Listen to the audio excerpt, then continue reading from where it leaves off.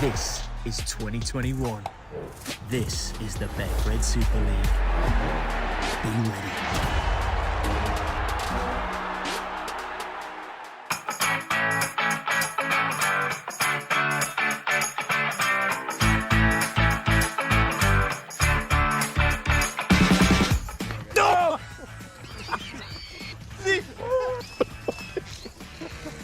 Got me here. It took a big chunk out of me. Bleeding. It's bleeding. Oh no, it's bleeding. The thing just ripped me ear off. What do you think?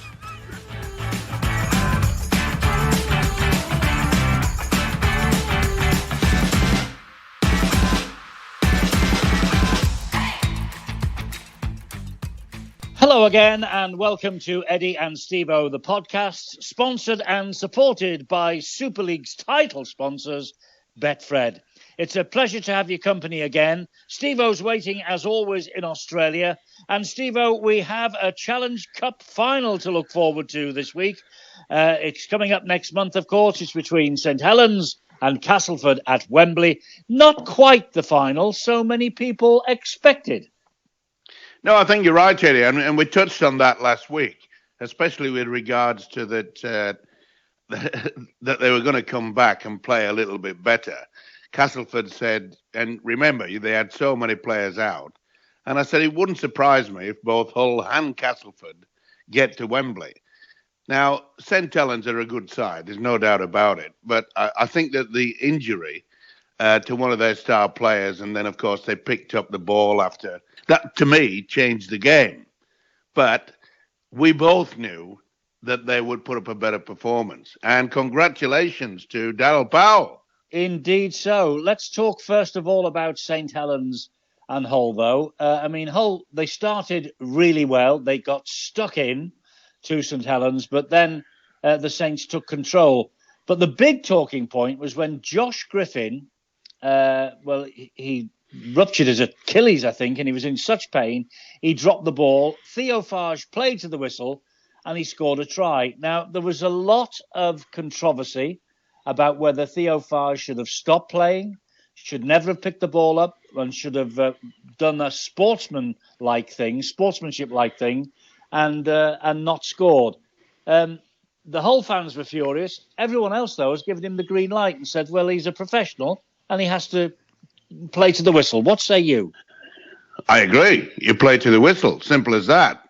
You don't have sympathy when it comes to a semi-final. You don't have sympathy in any game when you're playing against a top side.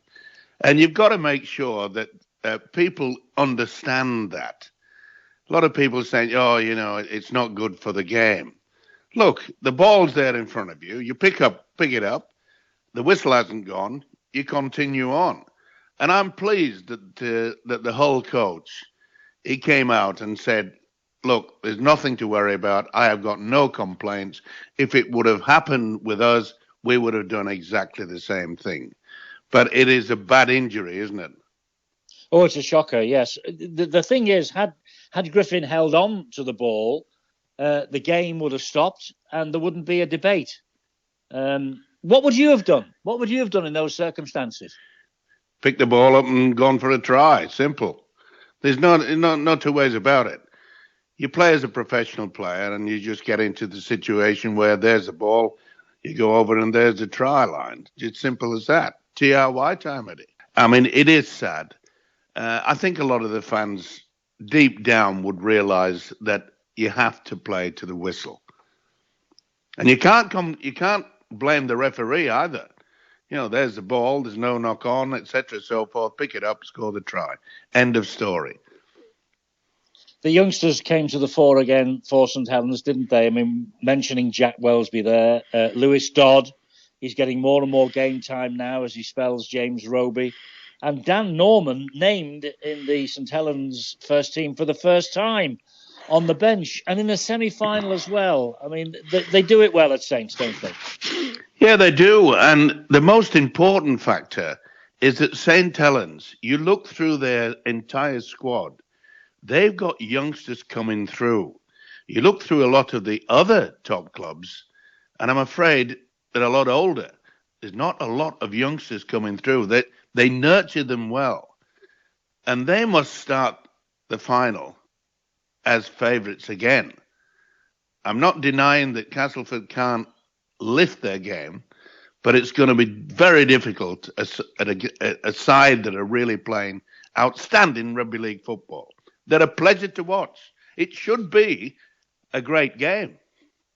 It should be. It should be. And just before we leave the first semi-final between Saints and Hull, I think mentioning dispatches for 21-year-old Cameron Scott, he was diagnosed with diabetes at the age of 14. He got a try, 10 minutes to go. He got the score back to 18 points to 21 in that moment. He played in a cup quarter final as well, so he's got a little bit of experience already under his belt. But then Regan Grace, the interception try after a 40-20 from Hull, from Jake Connor. He intercepted the no-look pass from Connor, and that was it. Saints were on the way to Wembley. Yeah, it always comes down to a mistake, like you say. The guy got injured, and then, of course, you've got to take that chance. If they would have scored, who knows? They could have been going on to Wembley. But you've got to give full credit for Grace taking the advantage, taking the risk, because if he had not got the ball correctly, then I think there could have been a different result. But that's how it is. You take your gamble. If it comes off, then you enjoy the win. Well, they're on the verge now of an historic double. They haven't won the Cup since 2008, of course, the St Helens team. But the women's team, they lifted the trophy in the match that went out immediately before the semi-finals. And, this was a tremendous game. All right, the scoreline was a bit lopsided for the Saints women against York City Knights. But there's some girls there like Emily Rudge and Jodie Cunningham, Amy Hardacre. Emily Rudge was the player of the match. They're all going to make a name for themselves. And if they get this sort of publicity in the future, it is wide open for the women's game to make a big impact, isn't it? It certainly is. And I'm pleased for it as well. I do hope that next year that they play the final at Wembley. I think it's only right. They should have that same opportunity as the males have done for years and years. And I think it'll be a huge boost to the female game. If you just say to all the young players that are coming through, you have a chance to appear at Wembley? Wow, of course it is. Not only that, it will attract a lot more younger people into our game. Let's look at the second semi-final now. Warrington against Castleford. I mean, Warrington were never in it, Steve-O. It was a masterclass from the Castleford coach, Darryl Powell. What a response to the 60-point hammering the previous week by Leeds. Yeah, well, we said, didn't we, that they will bounce back. And I'm sure that Darryl Powell, he won't admit it, but against Leeds, I think he would have more or less said, look, put the cue on the rack. We don't want to really get involved here. And it's worked out for him, hasn't it? I mean, what a way to finish your career at Castleford, to lift that trophy. It won't be easy against St Helens, obviously. But I think he's done a fine job. He's a wonderful, wonderful coach. And I, amongst a lot of other people, have often said, why have the English camp ignored him? I'm not saying there's anything wrong against Sean Wayne, but to me, he has developed into one of the best coaches we've seen for many years. And surely he's going to get one day an opportunity to become our national coach. He fully deserves it. He does, but as you say, take nothing away from Sean Wayne. He will motivate the England team in the World Cup. I've got no doubt about that. Maybe Darryl Powell just, he's decided at this point in time that club coaching is better suited to him. Well, yes, but at the back of his mind, and every coach should have this in their logbook. Look, how about coaching your country? Playing for your country, coaching your country, it's the greatest accolade that any player or coach can get. And I'm sure that he was thinking even further from the fact he wants success at Warrington next year, but I think he's working on the principle that if I'm that good, why can't I coach my country? And I think he will. I mean, he has developed over and over the years. I mean, there were times where people said that he doesn't have the players, but he generates a lot of, he lifts them. And he certainly lifted them at the weekend. Oh, he did. I mean, it was a pretty tight start. Then Jake Mamo was sin-binned for Warrington after 20 minutes for a professional foul. Warrington then 6-0 down. 8 minutes later, they were 18-0 down. What an expensive 10 minutes in the bin that was. You've got to take full advantage, and they have the players to do that. But we always said, we said it last week, in regards that there'll be a different side. Castleford certainly was a different side. They got into Warrington. They just never allowed Warrington to try to get into any sort of rhythm. Remember what I said last week? You don't play open rugby league football early in a semi-final. You play tough. You play tight. You make sure that the opposition doesn't have any opportunity to get over the advantage line. The kicking game is important. Castleford had it superbly. They did, and they played really, really well. It looked slightly dodgy for them when Jack O'Neill was sin-binned for Castleford. It looked like, Warrington might come back, and Toby King's try, Widdop's conversion immediately afterwards. It was 27-14, I think, then at that point, to Castleford. But that was about as close as Warrington got. Yeah, look, it's like a greyhound race. You've got to make sure that you hit the front as quickly as possible. And once you get to the corners, then you're on your way to a win. And that's what they did. They just crunched Warrington, put them out of it, put a negativity into their brain. And that is what it's all about. It's not about being fancy football at semi-final rate. And things can go against you, like we've just discussed. A drop ball, an injury, things like that. The intercept. Sometimes you've got to get a gamble. But the first gamble is stop the opposition. Get that defence solid. And the Tigers certainly did that. They did outstanding performances. I mean, Niall Evalds, brilliant. Paul McShane, magnificent. Oliver Holmes coming back. Gaz O'Brien kicking brilliantly. They all played really well. But Jordan Turner, his hat-trick, he's waited all of his career to get to Wembley, and he dedicated the win to his granddad who was watching at home. That was a lovely moment, and it's going to be a great day for Jordan Turner at Wembley. It's going to be a great day for anybody who turns out at Wembley. I never had that opportunity. I lost in a semi-final, and I can assure you, I was devastated, absolutely devastated, that I never could walk out at Wembley. And I say, I'm so happy for anybody that walks out. And I just say, Jordan Turner, it doesn't matter how long you wait, Eddie, he'll get that opportunity. And I'm so pleased. And that's why I think that they should have the final for the ladies' game at Wembley. It's important. It's an institution. Even you played at Wembley, Eddie. And I never did. I know.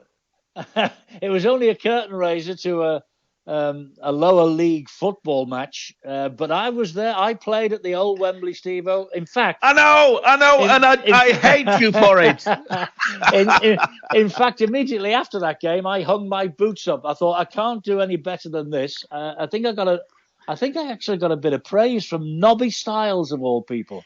I pushed the ball down the right wing, and he said, "What a cracking ball, young'un." I was about 40. What a cracking ball, young'un. I said, that'll do for me. I'll finish here. That's it. I'm done. So the boots went on the hook. But yes, I played at Wembley. Something you and I didn't. I know. And I didn't. I love it. I hate you. Who's going to win at Wembley in July then, Steve-O? Is it going to be Saints or is it going to be Castleford? Do you know, I would have said straight away Saints, because they've shown to me throughout this season that they've got the depth, they've got the firepower in the forwards. They've got everything that makes them a very, very good top side.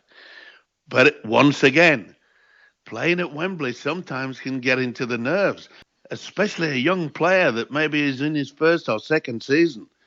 The Wembley wobble is well known. Anything can happen in the semi-finals, and anything can happen in the final.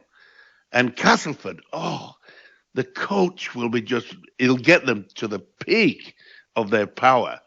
It's going to be a fascinating game. I reckon this could well be one of the all-time great of the Wembley finals.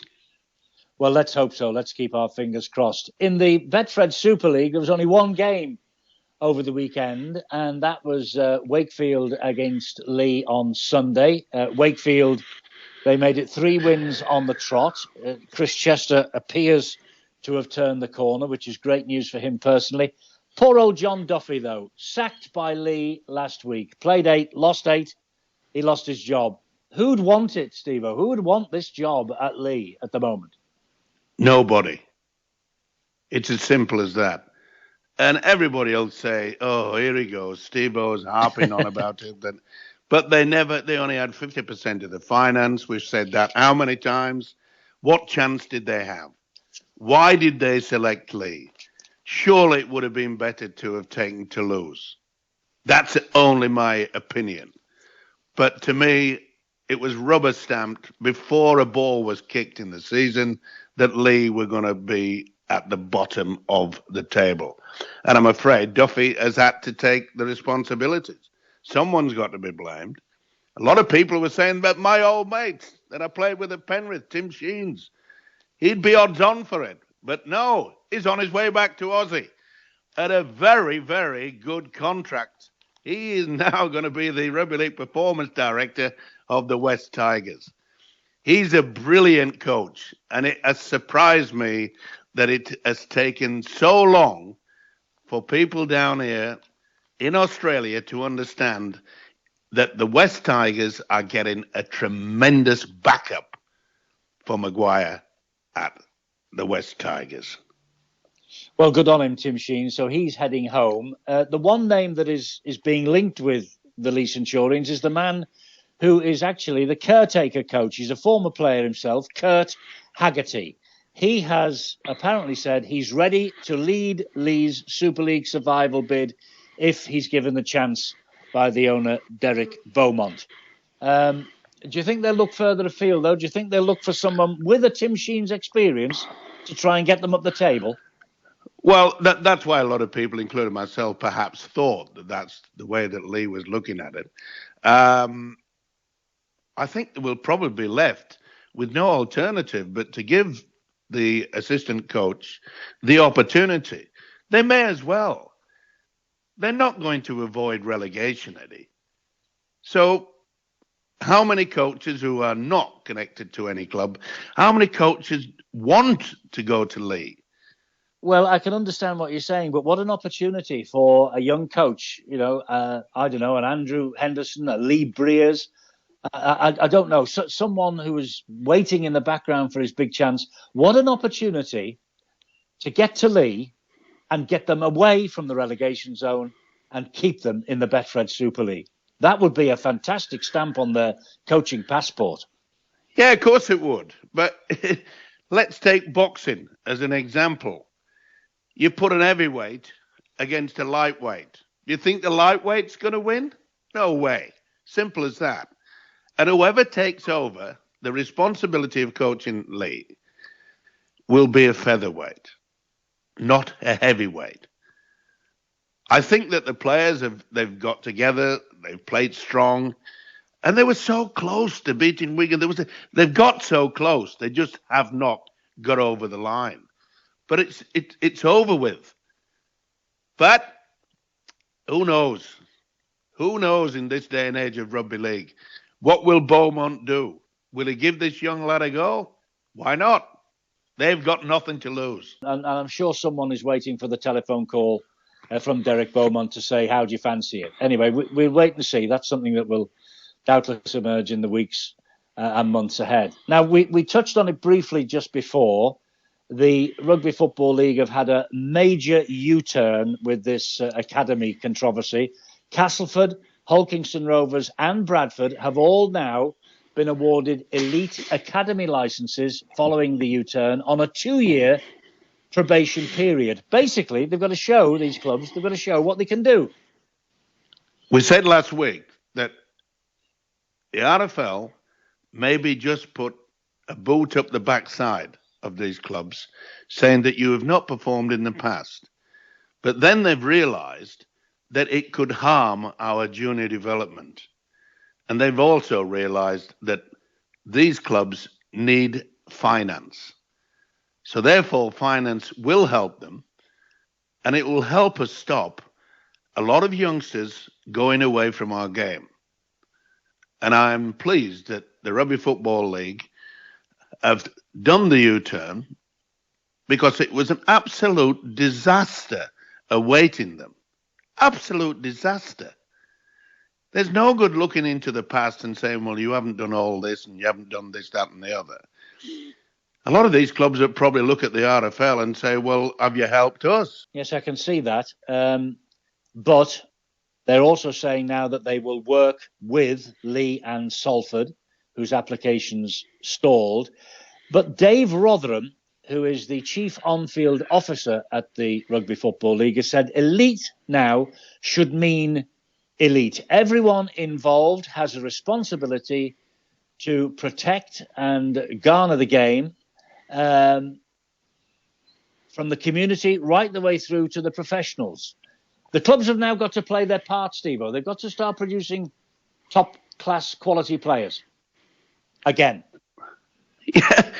Yes, it's easy for the RFL to say, this is what you've got to aim at. But once again, we're only talking about the tip of the iceberg. We're not doing enough for everything that's under the water. In other words, junior development. A lot of the clubs are going to the wall. And that's why I was furious at the fact that they denied certain clubs to run the academy. I don't think they should feel disheartened, disgruntled by the fact that and we shouldn't either, by the fact that the Rugby Football League have made this U-turn.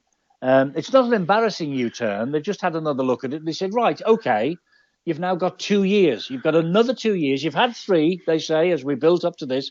Now you've got another 2 years to prove what you can do. Go out and produce some players. What would you do, Steve-O? How would you get the community game on side? How would you get the academy game on side? Where would you get the players from? First of all, the youngsters go to school. So therefore, we have to play rugby league at more schools. Spread the wings. Get coaches that are qualified to coach at the schools. And then into the amateur ranks. Get quality coaches. Run the coaching system. They used to have the system years and years ago when you went to Lilleshall, where you went there and you spent a week. And then in that week, you could sense whether you're going to be a good coach or you wouldn't not be a good coach. And we've got to develop this even more and more. And sadly, we do not attract enough income at all levels in our game. And if we do not do something quickly, then I'm afraid all the other sports will start taking it away at junior level and at school level. We've got to start at the bottom, not at the top. You've also got to provide a pathway, haven't you? You've got to make sure that there is a proper academy competition. And you've got to make sure, and this has been something that people have been going on about for a few years, and I know the pandemic interrupted it, you've got to make sure that the pathway from academy to A-team or reserve team rugby league is there for the youngsters to follow. Look, I'm not blaming the RFL totally, because quite a few clubs over the years have said we don't want the A-team, we don't want the academy team, we don't want the under-19s. This has gone on for a long, long time. It's been up and down and all over the place. do they support all these amateur clubs? I'm not so sure that they do. I mean, we've been carrying on for the last 3 weeks. How on earth can the RFL not give them the academy to these clubs? And they've done a U-turn.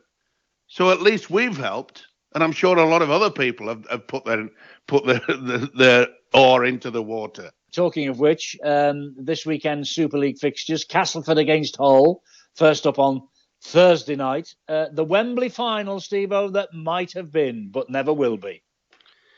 Yeah, it's going to be difficult, isn't it? How Hull handle this.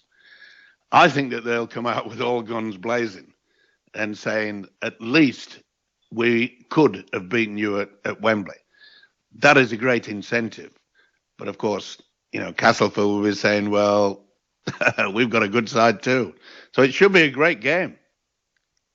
Should be a decent match. And there's another marquee fixture, Leeds and St Helens. That's on Friday night. The Rhinos will be cock-a-hoop after their 60-point drubbing of Castleford the week before the semi, won't they? Well, they should be, but look, Agar is a coach that understands the fact that beating Hull by such a point, so many points, he'll just brush that to one side.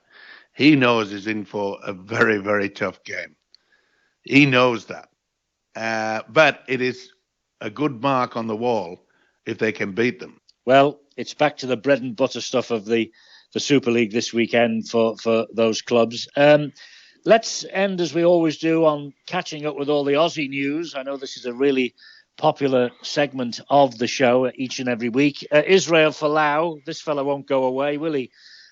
He's now lodged an injunction with the Supreme Court down there about Queensland Rugby League's decision that they can't register him to play. They say they can't because Catalan Dragons hold his registration and there's no evidence of a contractual release. So Israel Folau is stuck in limbo. Well, yes, and the lawyers have lodged that injunction and against the QRL. And part of it is that they believe that Folau is being discriminated against due to his religious views. Now, as far as I'm concerned, a contract is a contract, signed on a piece of paper, witnessed by certain people. And as far as I know, Catalan have that piece of paper. How on earth can they think they can just walk away? They say, oh, but it's an international contract. A contract is a contract, isn't it? Well, I would have thought so, yes. I just wonder if Israel is looking a little bit green-eyed at the Catalan Dragons at the moment. They're playing really well. And this last week or so, apparently, they've been training on the beach. Thomas Bosk has taken them down to the beach to train. Well, they do that in summer here, Eddie, in Australia. Quite often they'll go and train on the beach. Nothing better than strengthening the legs, running through the water and the sand. It's years ago I used to do that. Did you? Yeah. Where did you get any sand hills in Dewsbury? No, I'm talking about when I came to Australia. Oh, you idiot. Well, don't laugh. There's quite a lot of sand in the River Calder that runs through Dewsbury. They don't make them sand hills, though, do they? There's no sand hills for you to run through. Not in Dewsbury. No. And when you went to Australia, you were in Penrith amongst the Blue Mountains, weren't you? You were up and down the mountains rather than the sand dunes. I used to run on the river at Penrith, the Nepean, and that had sand as well. There you go. Don't you realise that there's often sand in the rivers? Listen, on Wednesday, of course, is the State of Origin. I mean, we'll talk about that next week, about the first game, etc. and so forth. And, both states know how to just rub each other up. Queensland, once again, saying, oh, we've got so many injuries. Not all our players are going to be fit and all this sort of thing. Well, they've kidded the New South Wales people for a long, long time. And they certainly did it last year. by the fact that a lot of New South Walesmen just said it's the worst Queensland side that they've ever seen. And guess what? They won the trophy. Simple as that, to the Queenslanders. And they know how to stir it up. And in fact, 2 days ago, in one of the national papers, the media had a full-page article revealing that the Queensland squad have over 50% of their side full of outsiders from the South Sea Islands, Samoa, Tonga, Fiji. And the Blues keep saying, are these real Queenslanders? Oh, they know how to stir things up. And it will be a tremendous game. It always is. Yes, the state of origin always is. Yeah, but a lot of people are now saying, oh, it won't be the same because they won't allow the biff. But they keep forgetting one thing. It's harder to hit someone with your shoulder into the ribs than maybe copping one across the chin. I'm not saying that is not a reason for perhaps concussion, but to tackle someone fairly, you can still tackle them hard, and it will be a giant of a contest. Come on, the Blues. Just going back to that Queensland selection business, I thought it was just simply wherever they played their first game of rugby league. That's the way that they qualify. Either in New South Wales they began or in Queensland. It doesn't matter where they're from. Isn't that right? It is. It's correct. You Blues have got nothing to worry about then. You've got nothing to shout about.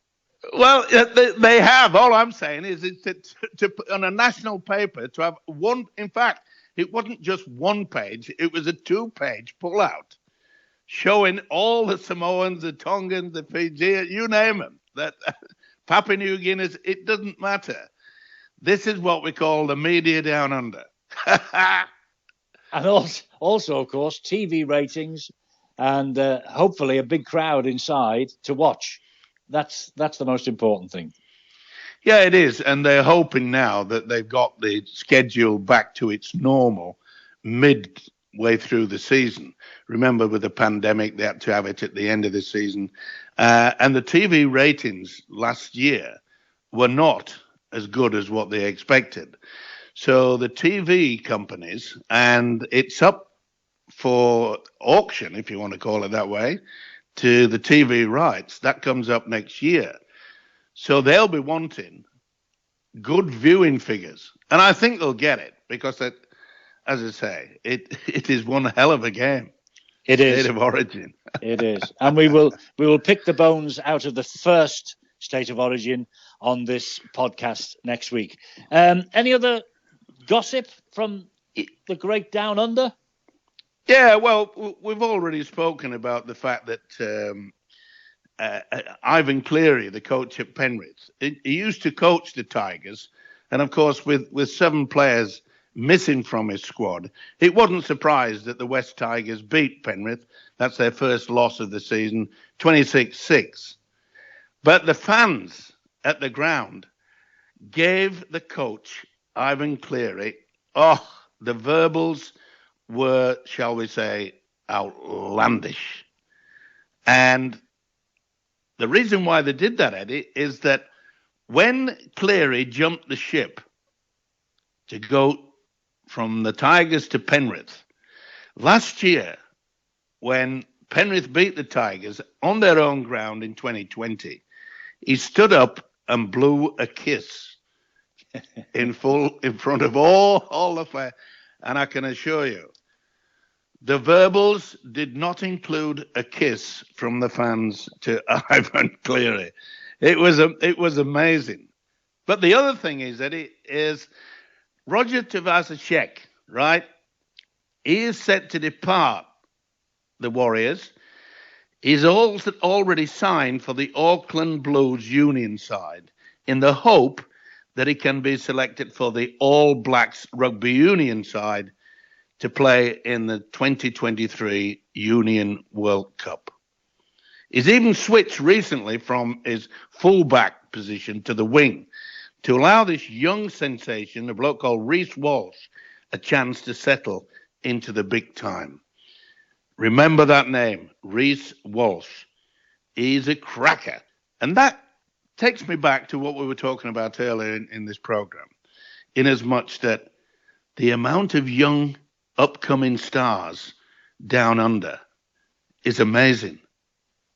And I'm afraid we don't have that opportunity in the UK, which is sad. Maybe they should take a leaf out of the book down there, another leaf out of the book, and maybe mirror what they're trying to do. Okay, I think we've sorted it all out. I think we've sorted the world out once again. I think it's all good stuff, and I hope everyone's enjoyed it at home. We'll be back next week to have a look back at the State of Origin and see what's going on in the Betfred Super League up here. You keep yourself under control.